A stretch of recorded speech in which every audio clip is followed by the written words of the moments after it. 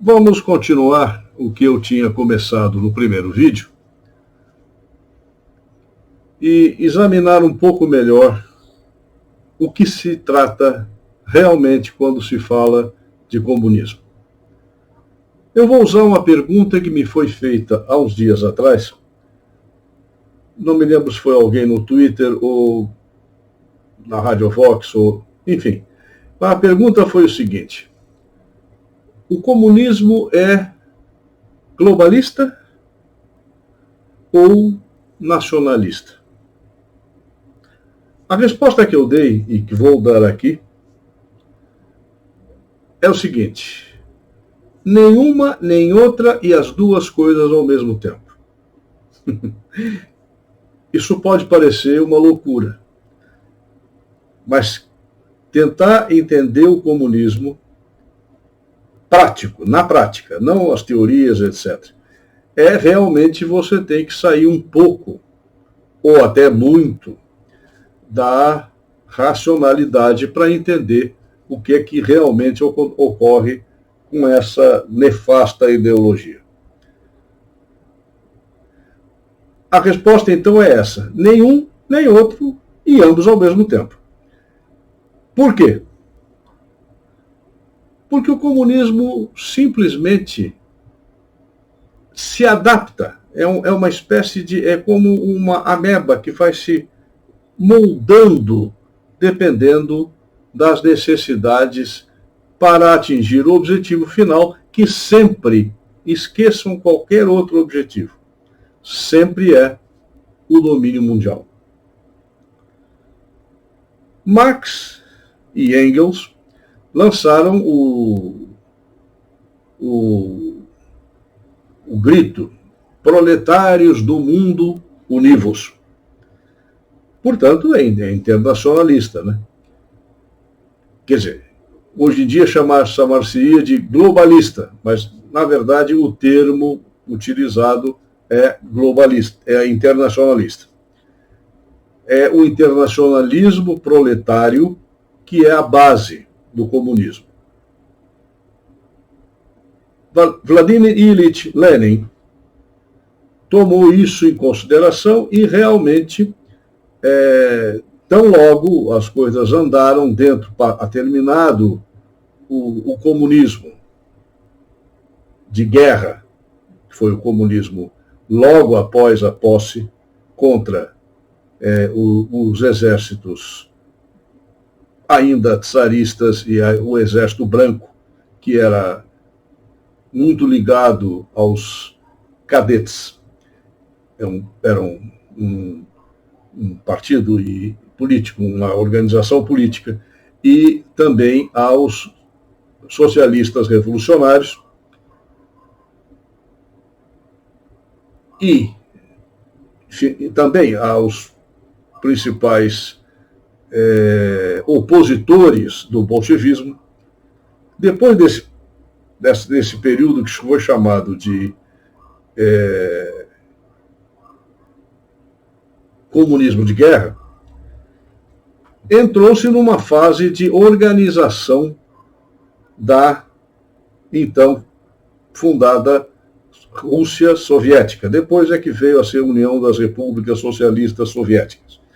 Mas, e aqui uma observação que eu já fiz em várias ocasiões, talvez quem me assiste agora não tenha visto.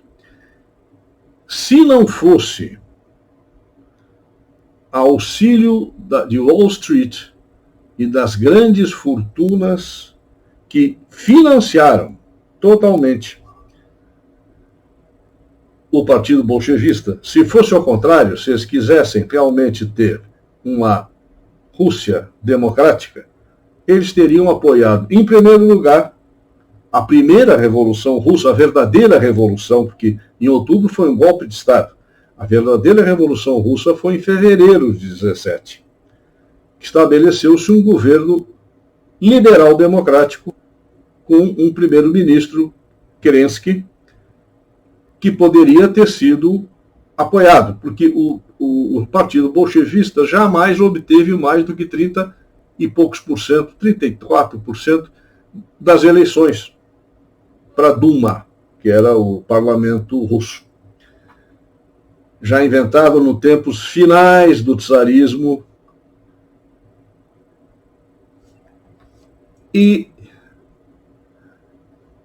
se o Ocidente estivesse realmente interessado em manter uma Rússia democrática, liberal, teria financiado, então, os opositores do bolchevismo.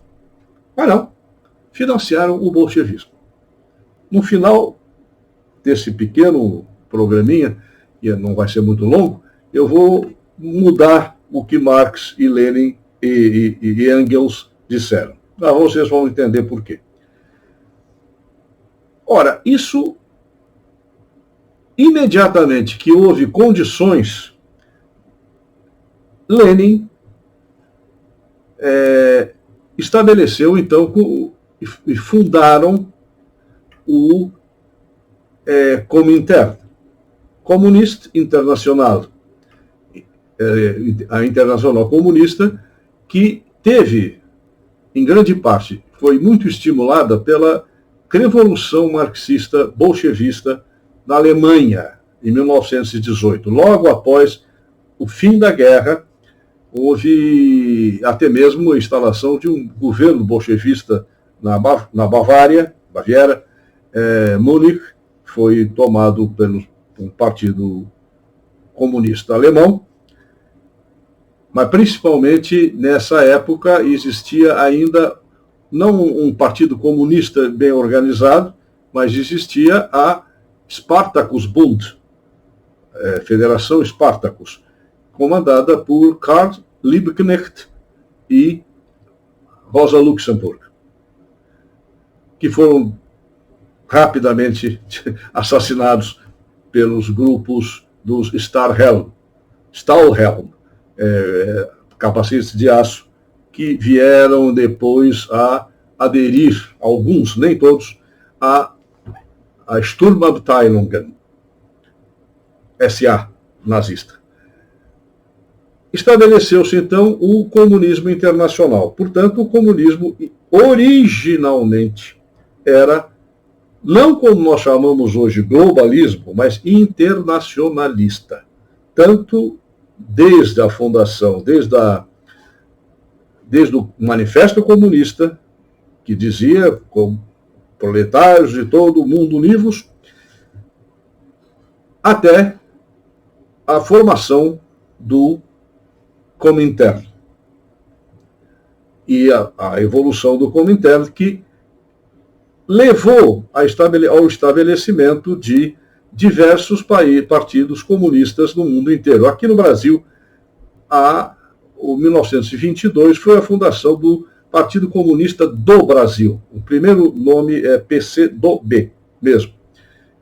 Mas acontece que era obrigatório qualquer partido que tentasse se organizar em algum país devia ser chamado de seção brasileira, seção americana, seção argentina, seção francesa da Terceira Internacional.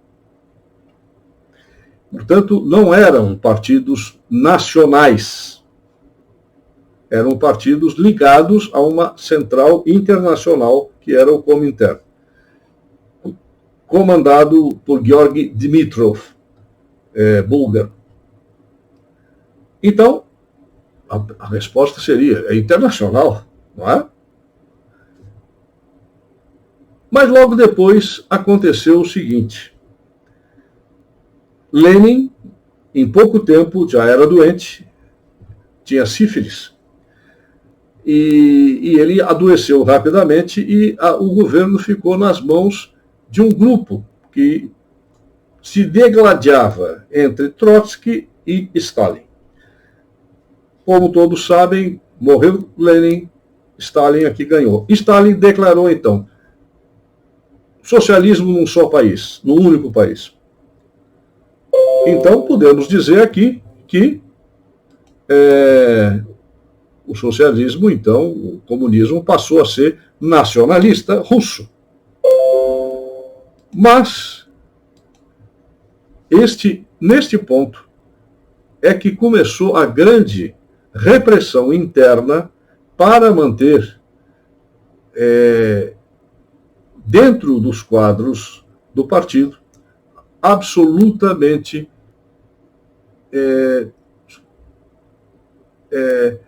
dirigidos pelo Comitê Central do Partido Comunista, que, na verdade, não mandava muito nem nunca mandou. Quem mandava mesmo era o Politburo.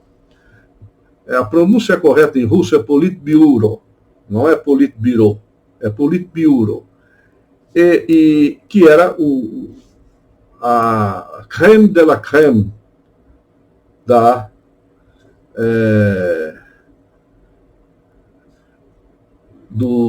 dos comunistas. Posteriormente, isso veio a se transformar durante a guerra, e mais ainda se transformar, não, a endurecer mais ainda a ideia de um comunismo centralizado na Rússia e na Constituição que então já se formava dos países satélites, que eram as repúblicas socialistas soviéticas federadas, formando a União das Repúblicas Socialistas Soviéticas. Isso criou, durante a Segunda Guerra Mundial, mais uma vez, ocorreu que a mesma coisa que em 1917, 18. As grandes fortunas ocidentais, Wall Street, as grandes fundações, todas elas, Ford, Rockefeller, enfim, todas elas, não vou me lembrar de todas agora, mas quem lê o meu livro, no meu novo livro, vai saber todas elas direitinho. Todas elas, na hora em que iniciou-se a guerra, Hitler fez um pacto com a União Soviética. Mas em 1941 ele rompeu e tentou abrir uma outra frente, a frente oriental. E a Rússia, e atacou a Rússia, invadiu a Rússia. Ora, nesta hora, o que ocorreu é que, mais uma vez, as potências ocidentais entraram a favor e financiando a União Soviética. E depois ainda dizem que a Rússia que ganhou a guerra. Não foi, porque não tinha dinheiro para isso. O Exército Vermelho era uma porcariazinha de exército. Não valia nada. Só sobrepujou pelo inverno, sobre o exército nazista, pelo inverno e pelo dinheiro mandado e aviões e tanques de guerra mandados pelo Ocidente. Chegamos então ao fim da Segunda Guerra Mundial. Isso não é um programinha de história, é apenas para decidir essa questão de é internacionalista ou é nacionalista. Chegamos ao fim da Segunda Guerra Mundial e, em 1949, o Partido Comunista Chinês, que não era financiado pela Rússia, Stalin financiava Chiang Kai-shek, financiava o Partido Nacionalista Chinês. Portanto, Stalin era a favor do nacionalismo, não só na própria Rússia, como também na China. Pode-se dizer que o Partido o Exército de Libertação, o Exército do Povo de Libertação Popular da China, porque esse é o assunto, vamos dizer, o foco desses programinhas que nós estou fazendo, é a China. Nós vemos o que está acontecendo hoje em dia, mas tem que chegar lá. Então, novamente estabeleceu-se a ideia. O que Stalin apoiava? O nacionalismo. O exército nacionalista do Kuomintang, que era o exército nacionalista de Chiang Kai-shek, que se opunha ao exército de libertação popular de Mao Zedong. Mao Zedong teve que lutar, então, em duas frentes, contra os nacionalistas chineses e contra a invasão japonesa que tinha começado antes da Segunda Guerra Mundial e que mesmo depois da Segunda Guerra Mundial ainda estavam, até terminar a Segunda Guerra Mundial, ainda estavam comandando grande parte da China, a chamada Manchukuo.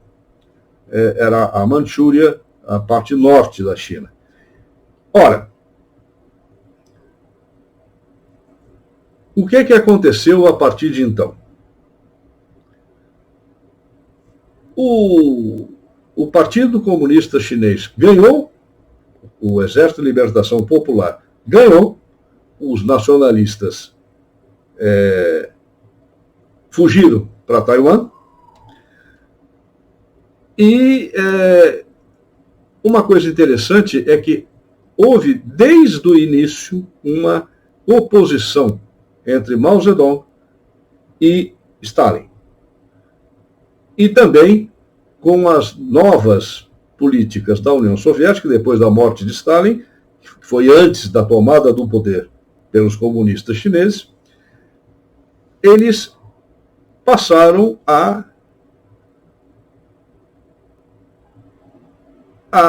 haver sérias divergências.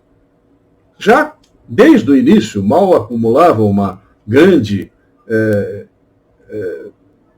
ressentimento contra o apoio que Stalin tinha dado para os inimigos do comunismo, que era Chiang Kai-shek e o exército do Kuomintang. Mas aí chegamos ao seguinte ponto. O comunismo ganhou, Stalin, ou melhor, os descendentes de Stalin, que entre 46, 47, a morte de Stalin, e até a instalação do novo, houve uma confusão generalizada em Moscou para quem iria realmente substituir Stalin, e finalmente acabou nas mãos de Nikita Sergeyevich Khrushchev, que mais uma vez entrou em conflito com o Partido Comunista Chinês. Até então, os Estados Unidos e todos os países ocidentais reconheciam como China Taiwan, o governo de Chiang Kai-shek e os seus sucessores, que era, inclusive, o representante na ONU. Realmente era uma coisa estranha, porque uma ilha pequena representava mais do que um país enorme, com uma população de na época já tinha quase 1 bilhão, hoje tem 1 bilhão e 400 milhões, mas, de qualquer maneira, todo o Ocidente apoiava Taiwan e reconhecia Taiwan como a verdadeira China. Até que a China, até então, era um comunismo nacionalista, né? Igual o que Stalin tinha instalado na União Soviética. Entretanto, em 1972, um dos grandes fundadores que eu já comentei no vídeo anterior, um dos fundadores, um dos primeiros, podíamos chamar hoje em dia de globalistas, que foi Henry Kissinger, conseguiu convencer Richard Nixon a reconhecer a China. Como eu falei antes, aquela viagem de Nixon a Beijing para entrar em contato com Mao Zedong, que era um cara muito pouco refinado, mas tinha um grande refinado, que era o ministro das Relações Exteriores, que era Zhou Enlai, que era descendente de uma família de mandarins. Desde que Nixon foi para lá, reconheceu a China e a China comunista como representante do povo chinês e desfez os laços com Taiwan, todo o Ocidente foi atrás. E a China passou a ser, então, financiada pelo Ocidente, de maneira não tão direta quanto a partir de Deng Xiaoping, mas mesmo assim, desde então, desde 49, desde 72 até 80, foi mais ou menos na década de 80 que Deng Xiaoping deu aquela do gato que come rato, e até então eles já tinham, já tinham o fornecimento de material bélico, inclusive, porque a ideia que o Kissinger, mentirosa, passou para o Nixon, que o Nixon engoliu de burro, era que vamos trazer a China para o nosso lado para contrabalançar o poder da União Soviética. Lembrem-se que aquele 70 e poucos ainda estávamos em plena Guerra Fria. E o grande inimigo, o grande perigo era a União Soviética. Ora, Nixon conseguiu convencer mentirosamente, ou melhor, Kissinger conseguiu convencer mentirosamente Nixon aqui, trazendo a China para o lado americano, para o lado ocidental, iriam criar um grande problema para a Rússia e um break, uma quebra do comunismo internacional. A partir de então, e principalmente a partir de Deng Xiaoping, para deixar um pouco, terminar logo, e depois prosseguiremos em outros vídeos, o que aconteceu é que o Ocidente começou a investir dinheiro na China comunista. E principalmente depois do gato que come ratos, etc., do Deng Xiaoping, aquela grande mentira que eu já falei no primeiro vídeo, o envolvimento total das empresas, das grandes fundações, das grandes famílias bitrilionárias ocidentais, banqueiros, industriais, etc., a China cresceu. Eu diria, para terminar esse vídeo, não levar longe demais, eu diria que o grito inicial, o brado inicial de Marx e Engels, proletários de todo o mundo, univos, passou a ser empresários de todo o mundo, univos. Até o próximo programa eu explicarei melhor o que é que eu quero dizer com isso. Marx e Engels não teriam ficado muito, muito desagradados, não, porque o que eles queriam está acontecendo. Boa noite ou boa tarde, eu não sei qual é que hora esse vídeo vai ao ar.